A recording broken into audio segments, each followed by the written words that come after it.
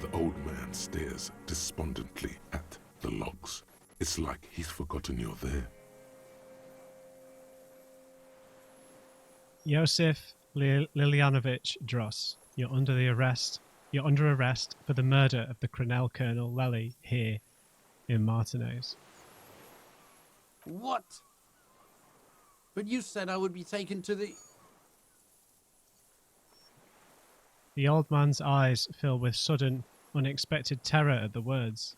This terror is the sum of all the uncontrollable movements and mood swings he's been exhibiting. Your wayfarer rights have been suspended. Information provided to the officers on the scene will be used against you by the prosecution. You will be given legal counsel within 1 week and must face court in 44 days. Do you understand? Uh-oh. Do you understand? But...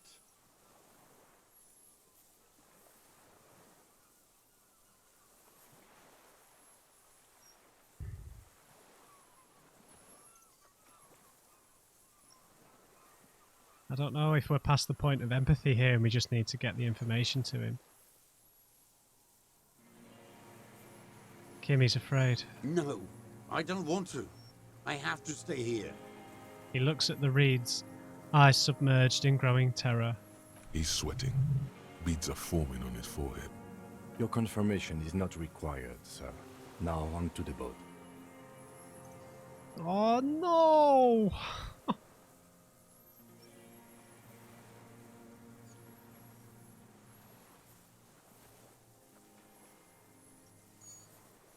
Does it have room for 3?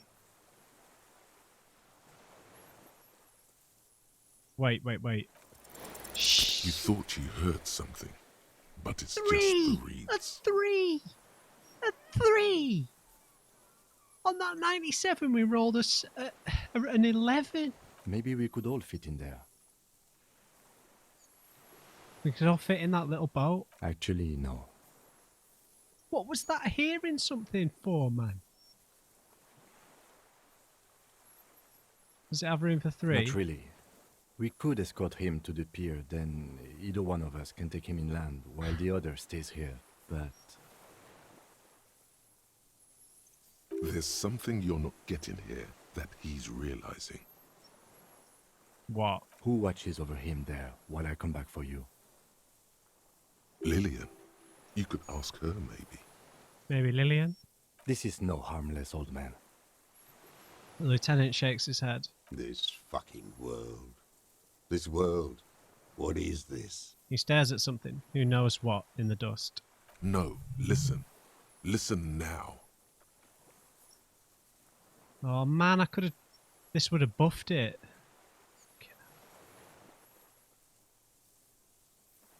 You could come back for me once you've taken him to the precinct. I could come back for you once I've taken him to the precinct. No, Kimmy's got the car. He's not going to let us drive it. You could come back for me once you've taken him to the precinct. No, it would take a whole day on this island. You go and transport the prisoner. I'll be here. I can escort him to the pier with you.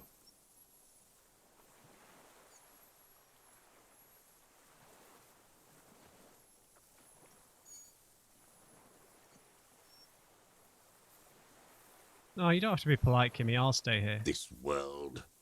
What are you talking about? His voice drowns out in a sudden gush of wind. The wind is cold from the east.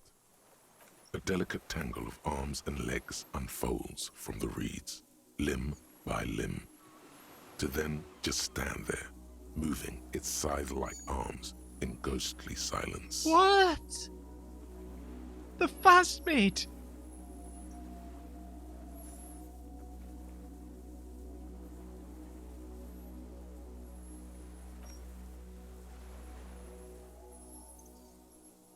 A delicate tangle of arms and legs unfolds from the reeds, limb by limb, to then just stand there, moving its scythe-like arms in ghostly silence. Blink. It's still there, an unfolding mechanism of reed-like chitin, hovering in place. What is that, Kimmy? What are you talking about? The giant stick insect. There's nothing there. He looks confused. The stick insect is over 3 meters tall. It looks straight at you with its tiny pinprick eyes and its grotesquely small head. You feel your legs shaking under you and your gun hand rise instinctively.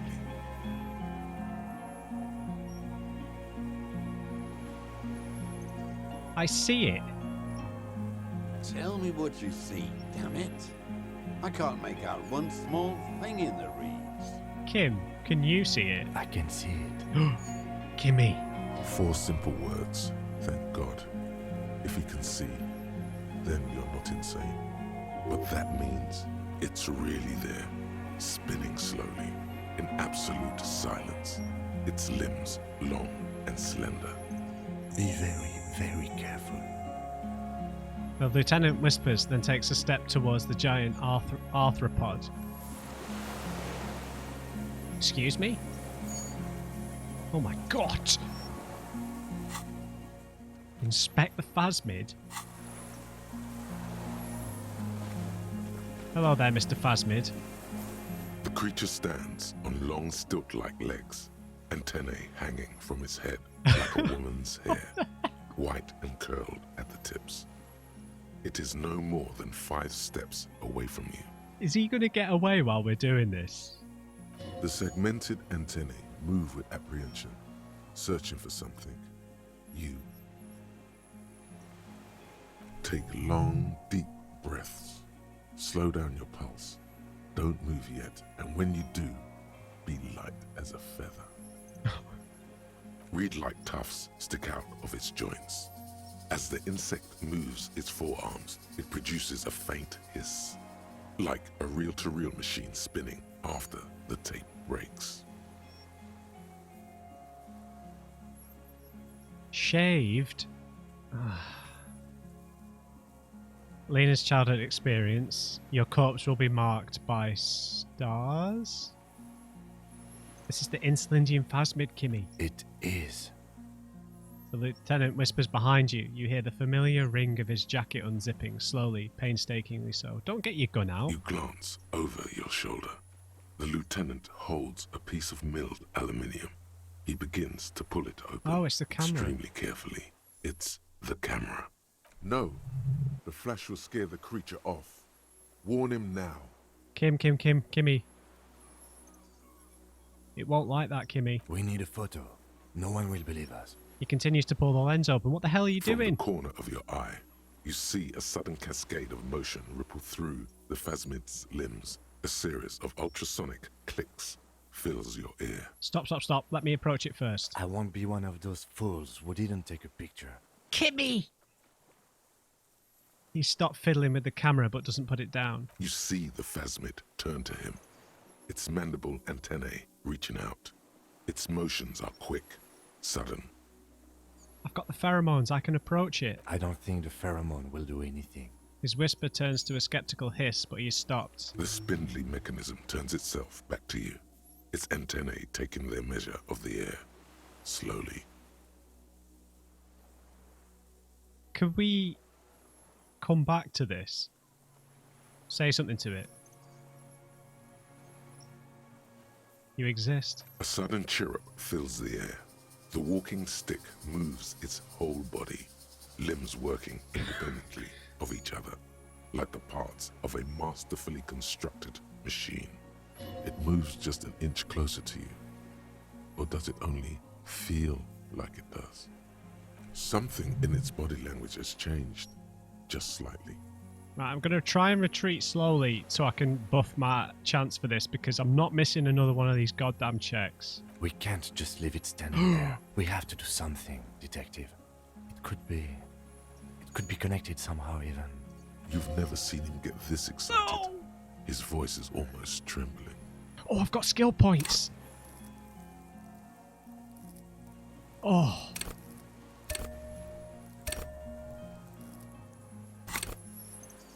Oh, I've changed the camera angle. 92. Game, if we miss this check... Guys. Oh. approach. Careful. Oh. Slowly, with your breath held, you take 2 small steps toward the phasmid. The creature lets out a series of ultrasonic clicks that swarm around your head like swallows. Like laughter, a sort of happiness. Hissing and clicking, it extends its mandible-like antennae to greet you. You're right below it now, looking up at the colossal chitin of its white limbs. The head of the creature is crowned by reeds, and its eyes are like small droplets of water. Let's raise our hand. The insect stops its stridulation, seeming to observe you. Below its crown of reeds, little pinprick eyes detect motion, glittering. The world stands still around you. Suddenly, there is silence.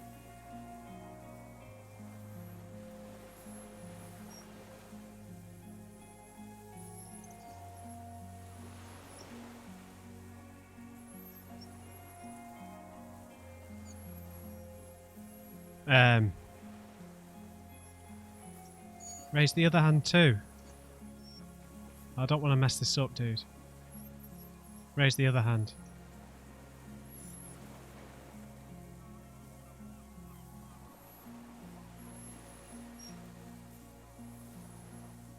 Raise the other hand. I don't want to... Should we back off? Raise the other hand. As you do, the invertebrate comes to life, its limbs moving independent of each other, as if each has a mind of its own. Uh-oh. They are white, like stalks of porcelain, knitting above you. Shifting around in the reeds around it, in the muddy water, you notice some of its hind legs apparently standing on the water from time to time. It's that light. Hello, Phas. I'm Harry. And I don't really know who I am. No reply. A total ancient silence comes from its mouth, along with what appears to be some kind of foam. The stridulations of its limbs continue all around you. Let's look closer. Stand on my tiptoes. You were right. Little bubbles form on the mouth parts of the creature, on its segmented lower lip. It looks to be foaming, slowly. The foam is white, then yellowish. It's foaming, Kimmy. Careful. It may be poisonous. The lieutenant watches you apprehensively. The foam slowly turns a darker shade, like burnt caramel, as the insect moves its mouth parts, masticating. The little bubbles begin to burst, one by one.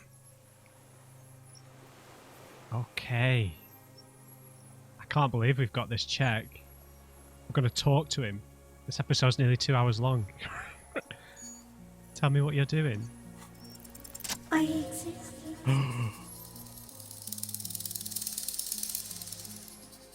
I exist too. Tell me what it's like for you.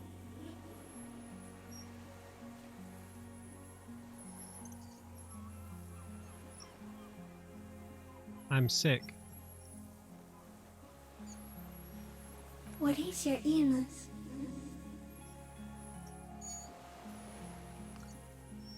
It's in my heart. For me, it's sadness, input after input. For me, it is not like that. I have states, not the emotions. For example, I experience excitement at unexpected sugar rewards, but that is not important. Now I will tell you how it is for me. For me, it is a series of half-lit images, a kind of darkness, being intruded upon, transient, dim, moist. Intruded upon by us. Shapes of plants and animals, and internal sensations. A swarm of sounds, tiny vibrations on the inside of my forearms. All speak of complexities totally beyond my understanding. I am at the end of a narrow funnel, weightless, so light, it only feels like something to be me. In truth, perhaps I'm nothing. I certainly do not have a soul. And if I did, it would never ache. I'm jealous. I'd like to be one of you. Are you sure? Yeah, why'd you ask? Sometimes, when molting, I regrow a lost limb. One time something went wrong, and a small leg replaced a missing antenna. That's cool. No, the leg tried to move around independently, Oh, making it hard to walk. you don't have a foot there now? Yes, thankfully someone ate it. The next time I molded, I grew an antenna again. I'm a detective, Phas. So am I. I was born to detect sucrose rewards and semiochemicals. What were you born to detect? Killers. He's in a bad state, deteriorating fast now. He thinks I am beneficial to him, but I am not. I only quicken his deterioration. You're destroying him? Very slowly, and only because he won't go away. It is meant to keep them from noticing me, to interfere with the picture in your head. But he Right. has looked at me for too long, and I am destroying him. Okay.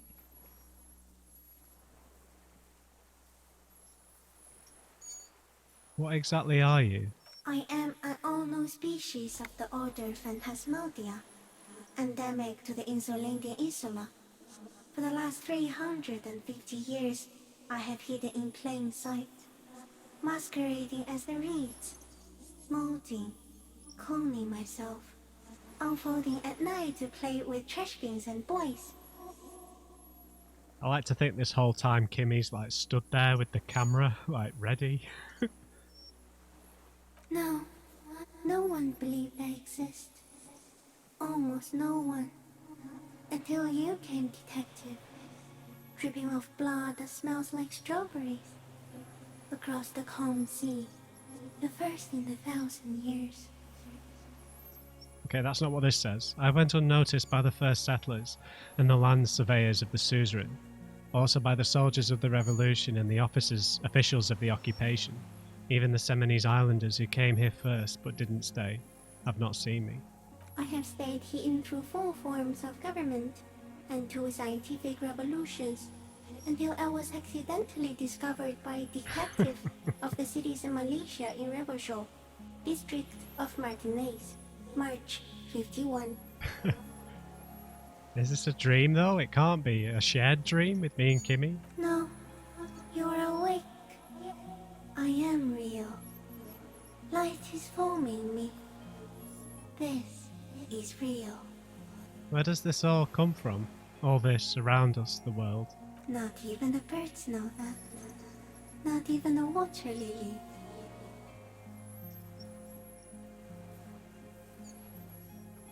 We need to know. Perhaps it's sent to us by a god.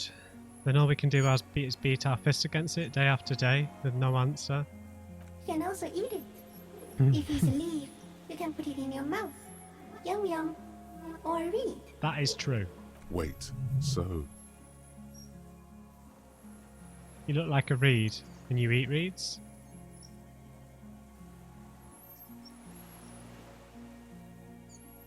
Yes, they don't mind. Have you ever accidentally eaten another phasmid? Yes, I once cloned myself and ate the little ones.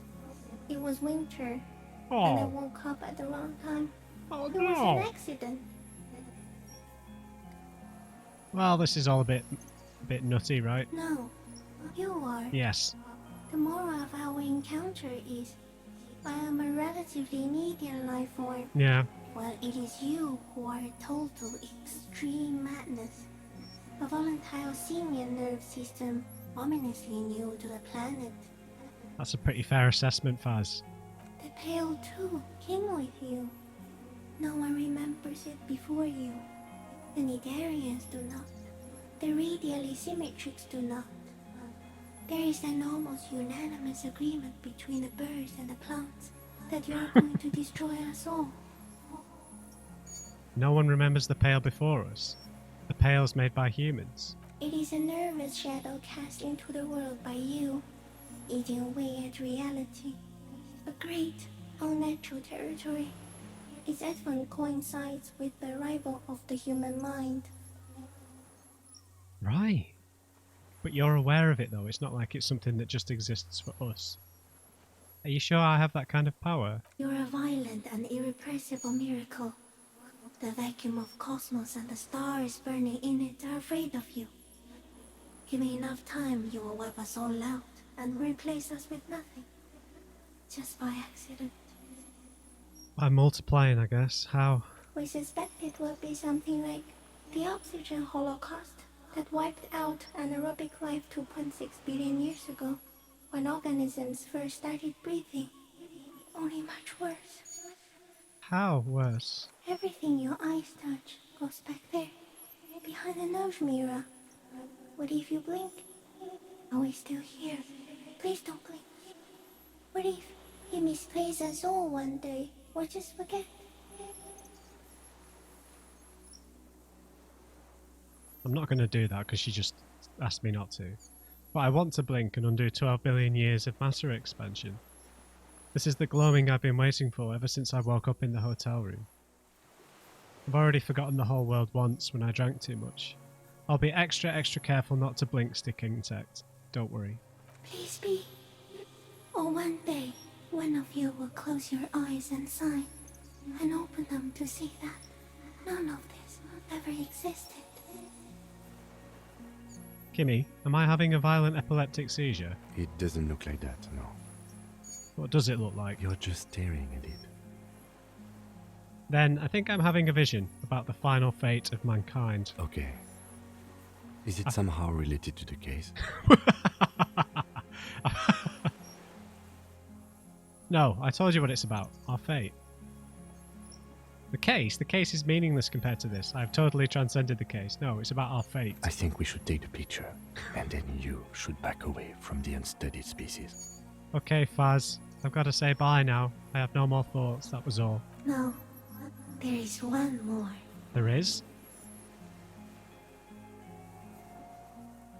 Of all the creatures I've met, you are the kindest. Of all the creatures you have met, you are the scariest. Of all the creatures I've met, you are the most beautiful. Yeah, you were the kindest. I don't know about beautiful.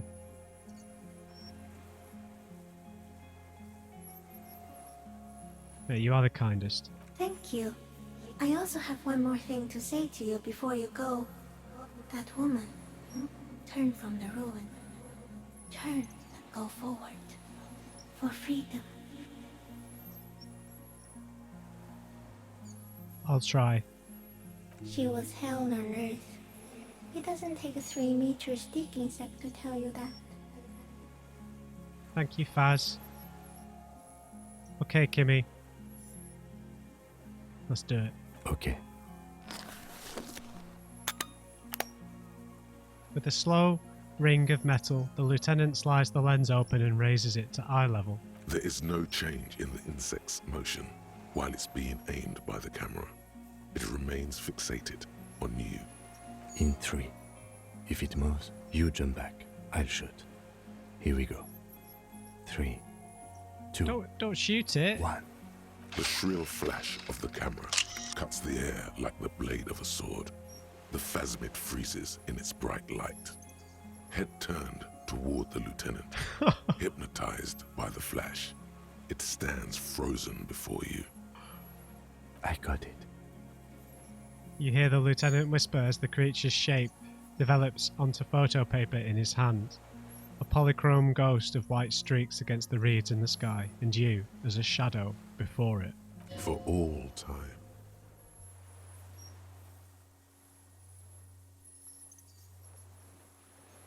Slowly reach out and touch the creature's whisker. Is this a good idea?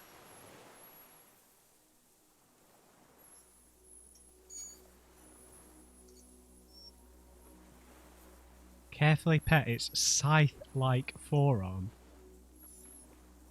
I think we should back off. I don't want to be boring. I don't want this to like have like a jump back to reality where it's actually about to kill us.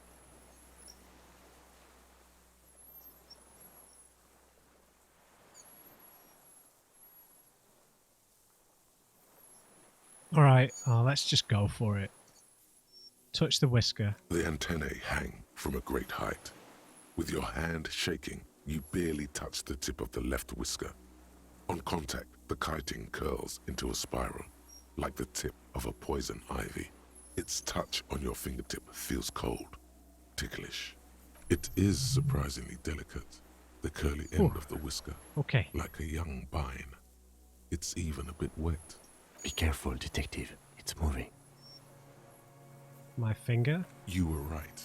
It glistens with some kind of moisture. The creature in front of you stays frozen. Lick my finger?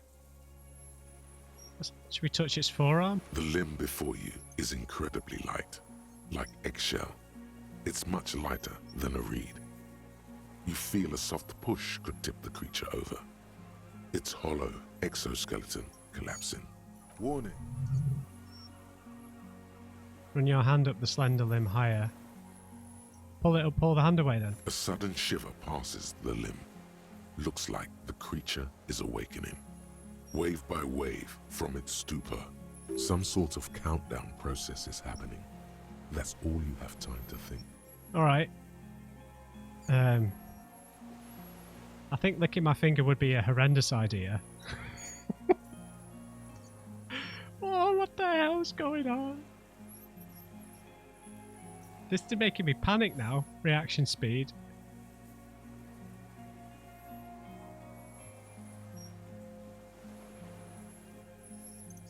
Right, let's back off then. Another shudder pulses through the creature's limbs. It jolts back to life, like a record continuing where it left off, in a swaying, praying motion. Even the small black pearls of its eyes do not stray from you. They are filled with adoration and curiosity. Oh, The adoration of some wheel or dominion spinning around its parent deity, and the curiosity of a common wasp tasting sugar in a fizzy drink. show me the picture again. It's good. It's good.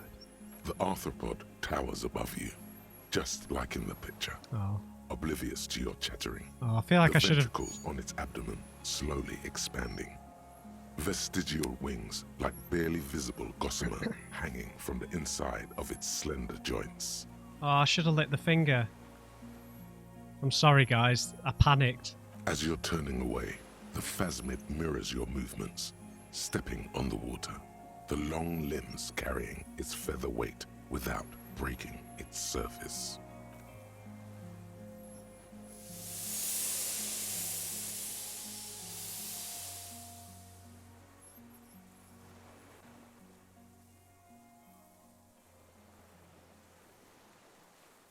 And just like that, it's gone, skating away across the sea's calm mirror like a skipping stone, leaving nothing but circles on the water.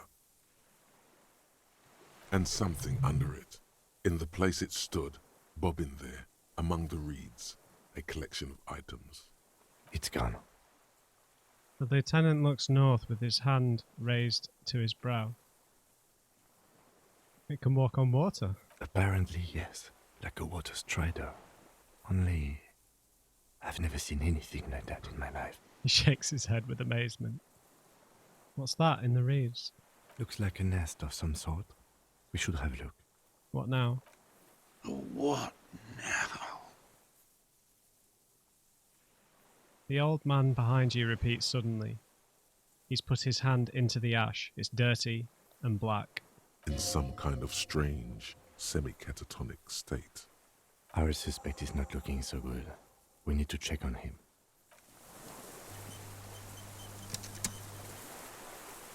Good God. A helmet. And a rifle scope. Brother, you've managed to collect all the armor pieces. Too bad it's too late for the big showdown. I don't think it would have helped me anyway. It would have looked very impressive. Still, you found it all. Now your mortal coil is completely protected. Few cops are this futuristic. At least now I'm truly invincible.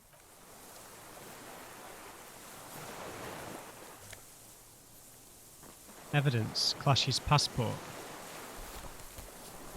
Wow. Okay guys, I had to stop recording because I've been recording for like 2.5 hours. It's the next day. I'm going to carry on from this point. Put on the same clothes for continuity, of course. But it seems like all we've got left to do is take the deserter away. His mental state, I'm wondering if it will be unchanged now that the phasmid has gone. But wow, what a bonkers section there, right? Crazy.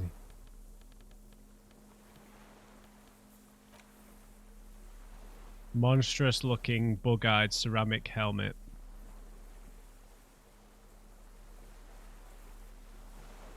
Should we try the armor on quickly? I think so. The armor and nothing but the armor.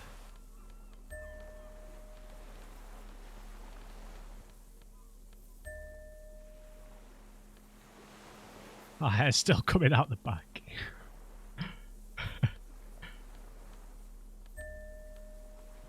We never got any leggings, did we?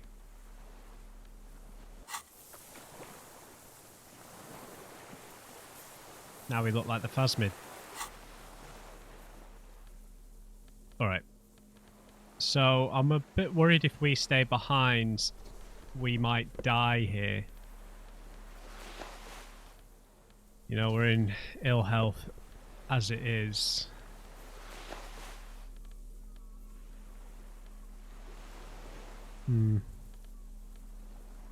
Okay.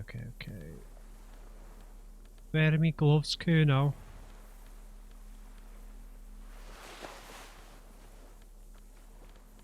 Boom. Right, I just thought we might get some sort of thought interaction by putting it all on. Never mind. And, got another skill point if we need it in the aid to stop us missing another 90% plus check. Alright. Okay, we're going to take you away, friend. What is it? What do you want from me? I can't go. The old man looks around, confused. Something is very wrong with him now. Yeah, like something's been taken from him, maybe? Sir, could you not see the phasmid? See. He stares at the reeds and falls silent. Mr. Dras? The man does not respond. He keeps staring, black eyes glazed over and bulging from their sockets. His gap-toothed mouth shaking. Maybe he becomes developed a somewhat symbiotic relationship with it, right? Maybe he's kind of dependent on it. With fear and longing. Snap your fingers under his nose. Wave your hand in front of his eyes. Touch his shoulder gently. Yeah, gently. The plastic cape feels coarse. A light shiver passes the man. Other than that, no reaction. He feels small and frail. He's going into some kind of psychomotor immobility. The good news is, this solves our transportation problem. Doesn't it, Mr. Dras? The trembling mouth appears to sigh. Between this and the broken tire he's used for a boat, I think it's safe to leave him here, while we go and get help. It will need to be medical first, I'm afraid. What's happened to him? Old age and shock. He looks at him, and then you. The phasmid might have played its part. Yes, the arrest and the appearance of the phasmid, the combined stress. But you think it's something more than that, don't you? There's much more. Remember what it said when it spoke? Quite a few things about that health check you did on him make sense now. He couldn't see it, Kin. It's just the reeds for him. That could be part of the shock. But you're right, something is off here. Mr. Dras, Touches the man's shoulder. No response. Maybe this is how the Phasmid has stayed hidden all these years.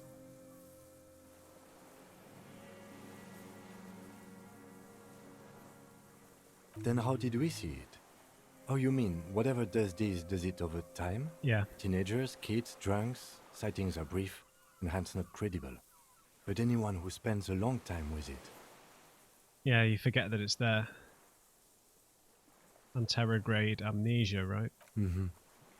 Mr. Dross, have you ever seen a stick insect pretending to be the reeds? The old man stutters. The doctors will have to look at this. I hope your station has better medical personnel than 57. This is a little advanced for a nurse. Am I really going to leave him here to just come back? Before, when I evaluated his state, he seemed strangely animated. He was energetic and articulate. After all these years alone, with little hygiene or medication, I would expect worse. Perhaps this animation is induced by something in the Phasmid. It does not seem to be animated now it's left. Honestly, I'm ready to believe anything at this point. Maybe it is psychoactive. Yeah, but the problem is, this kind of maybe corrupts his confession, right? If he's not psychologically stable, how can we treat his confession as true, right? I mean, why not? It's 3 meters tall. He takes off his glasses and cleans them. When he puts them back on, he's still staring at the sea. Could it be there's something hormonal in his relationship to the Phasmid, really? You mean pheromonal? He seemed a little off for a man his age. Randy. The scope, knowing of her bruises, his disposition toward Miss Orania? Yeah. I see what you mean. I talked to the Phasmid. It said it's destroying him. You should be more careful, detective. Are you sure it wasn't having an effect on you? Maybe. Who knows? Anyway, it's only trying to remain unseen. Degradation is a side effect. A valid hunch. Long-term exposure to something like that could be neurodegenerative. Also, please be careful when approaching unknown species in the future, detective. Yeah, I'm sorry I didn't lick my finger with its stuff on it, but it might have been poisonous, but it also might have given us like a really badass hallucination. It might have made Dora appear. So sorry that I didn't do that, guys. It just seemed a bit silly. Not silly, but it just seemed an obvious thing not to do, right? But that whole interaction was ridiculous, so maybe that was a mistake. He's been here for a long time. Who knows how much of it in its company. He did seem distressed when it finally came to arresting him. Like he didn't want to leave this place. And the insect, maybe. He looks at his notebook. I have absolutely forgotten to take notes. I hope I remember all of this. This will Kimmy. be one hell of a report. Thank God we have the photo. No one would believe you without it. We found some things in the Phasmid's nest, Mr. Dross. He stares into the reeds. Your words don't stir anything in him. Perhaps you should. Show him the helmet. Nothing. Just dull staring. Not even rage left, wherever he is. Surprising. If Kuno kicked it into the sea, as he said he did, the ebb would pull it back here. This makes sense. Mr. Dross could have picked it up. Or the Phasmid even. If it did, this is incredible. Show him Clashy's passport. No reaction. His breathing is slow, and he appears very old all of a sudden. Around 80. This is an old man, at last. No longer a tin soldier, but the broken down remains of a man. Let's have a closer look at that after. I think I'll be more useful than him. He nods towards the old man. What about the scope? I lost. You lost it. He turns his eyes to the reeds again, as he's done so many times. Beige and white stripes. He lost the scope.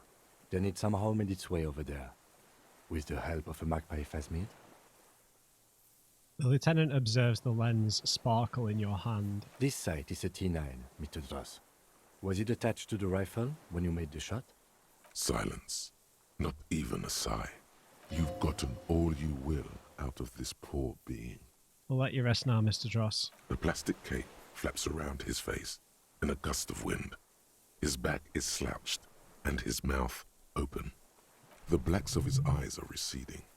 His pupils are returning to normal. Hang tight, dude. We should think about getting back to the mainland. To get help. He'll be safe here. If we don't take too long. Sure. Use the boat to return. So we've got Clash's passport. This well-travelled passport with visas stamped in it is issued by the Republic of Oranje. You found it in the Phasmid's nest on the island. You can open it for more details. This passport, issued by the Sovereign Republic of Oranje, is issued to a black-haired woman called Katarzyna Alazie. Classia's hidden documents. From the MT boy. The photo, different hair. It's Klasia, with short black hair and glasses. She looks boyish, younger somehow. An old photo, before life came and did what it does. What was it doing in the Phasmid's nest? Did it maybe collect it? Patrolling the coast? Maybe our man, Mr. Dross, took it from Classia's, or whatever her name was. Hiding place, or...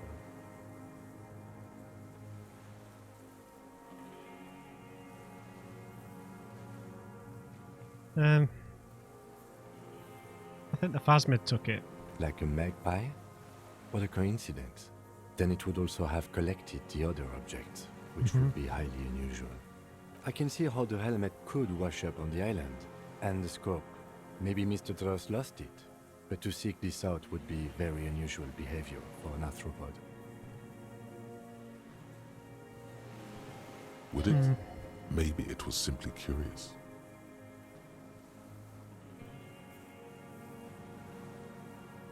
Perhaps it was curious, like an octopus. Perhaps it had a vendetta against Miss Oranje. No, maybe it's like an octopus. An octopus belongs to a very different class. It's True. not even an insect, it's a mollusk. But yes, I see your point. It says Katarzyna Alazie. She said it would be for Anouk Meyer-Smith. Anouk Meyer-Smith. I told you she kept lying to you. She's probably lying to someone else right now. Yeah. In another city. Katarzyna Alazie was supposed to be her real name. She lied to us. Yes, somehow she managed to lie to us. One more time. In a way, she's still lying to us right now. Kimmy smiles. What do you think her real name is then? I don't know. But it's not Katarzyna Alazie, or Klasia, or Anouk Meyer-Smith. We didn't even scratch the surface with her, detective. Perhaps it's better that we didn't arrest her. Who knows what hell she'd be raising in my district by now. Yeah, that's a good point, actually. Put it away. Okay. Where's the gun? A common 30mm... Oh, that's the scope. A common 30mm sniper scope attachable to almost any bolt-action 4.46 caliber. It uses an older style non-dotted range-finding reticle. Seaweed is still stuck on the lens and it's suffered water damage from its time in the Phasmid's dowry. Triangong 446. The bolt-action 4.46 caliber Triangong is the poor man's sniper rifle.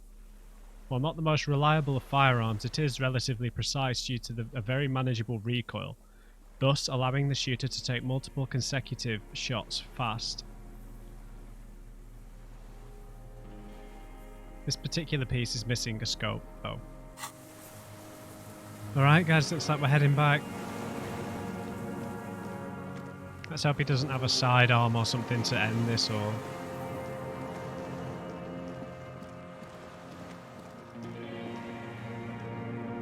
Kimmy?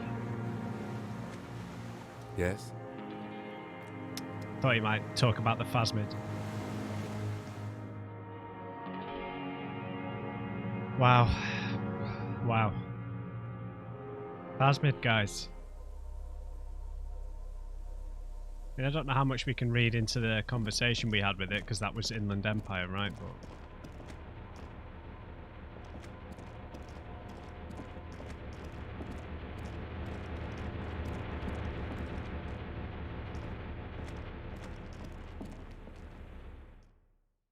So I guess we go and talk to, what was his name? Jean? Was it? Began with a J and Judith and the special officer they've got with them.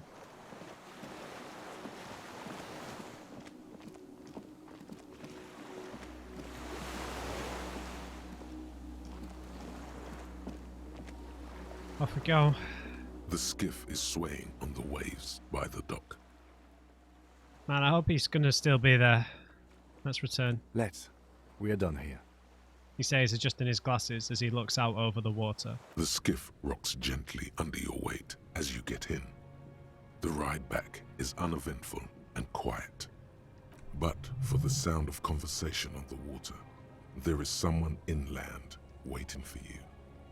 2 men and a woman stand on the concrete square of a nameless village, looking at a small yellow boat as it draws closer. The sea is calm. I do wonder if, because Judith's been extremely kind and forgiving towards us whenever we've heard her talk about Harry or talk to us when we're at the Whirling. Maybe there's kind of hope for a... I don't know, maybe there's some sort of hope for a romance there. There's, you know, just as a hint of one maybe to help us get over Dora, I don't know. You reach the jetty and climb out of the skiff.